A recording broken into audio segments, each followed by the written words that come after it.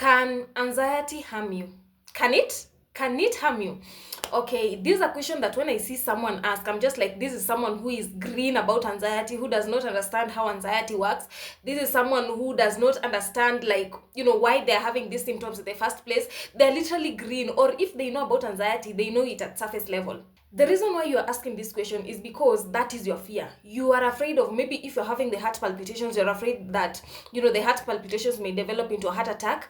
If you're having the panic attacks, you're just like, what if I lose control and, I do something embarrassing? Like, literally, what if I lose control? If they're having the intrusive thoughts, the racing thoughts, they're like, what if I go crazy? So if you're asking the question that, can anxiety harm me? Can anxiety harm you?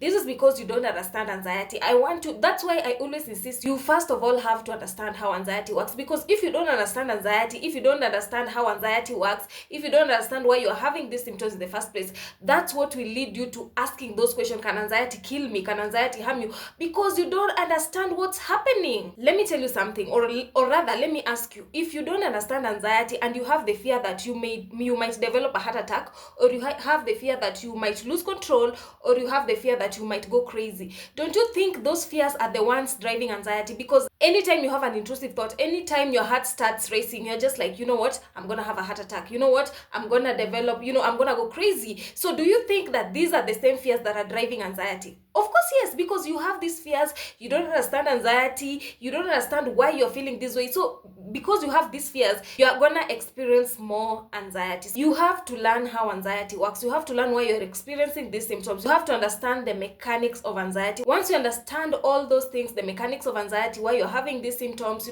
you understand anxiety well, then the fears of if you're going crazy, the fears of if you're developing a heart attack, the fears of you losing control won't bombard you, won't increase your anxiety, because you understand this is anxiety. And actually having those those kind of thoughts, those kind of fears are also part of anxiety.